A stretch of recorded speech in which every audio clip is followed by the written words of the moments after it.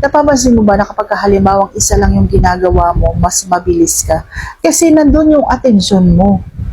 Nandun yung pagkasabik mo, nandun yung ligayang-ligaya ka. Pero kung halimbawang ikaw yung masipag, marami kang ginagawa, habang ikaw ay Hi mga halang, ating topic ngayon na tinatanong ni Datsy. Alam ko matagal akong nawala at maraming salamat po sa mga nagme-message sa akin at inaantay at nami-miss na daw nila ako.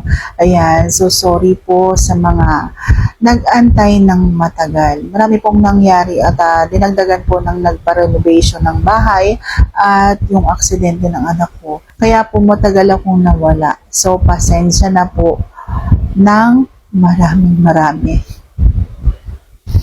Ang ating topic ngayon ay tinatanong ni Datsy.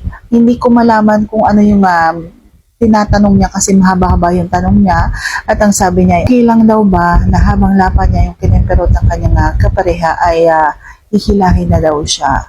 Tapos kailangan na niyang anuhin. So, okay lang daw ba yon? At gusto din daw niya ano daw ang dapat niyang gawin para tumagal. So, yun yung sama-samang tanong niya. So, nakakalito kung alin ba talaga yung tanong niya doon. Pero, sasagutin natin yan ng dalawang sagot.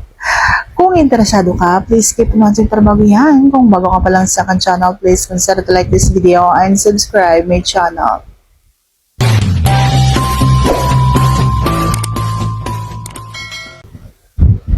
Ang sagot ko sa okay lang ba na habang lapa mo ay hihilahin ka na ng iyong kapareha at gusto na niyang yung iyo.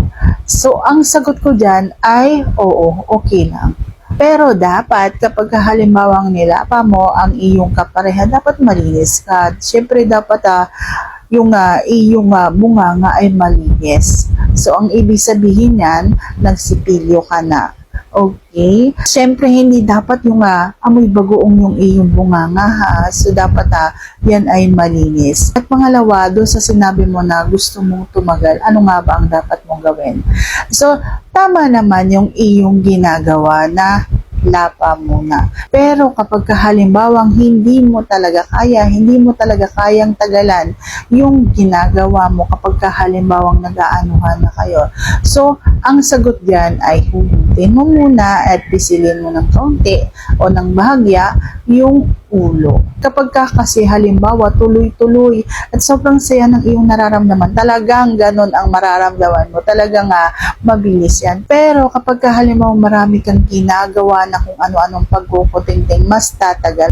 Napapansin mo ba na kapag halimbawang isa lang yung ginagawa mo, mas mabilis ka?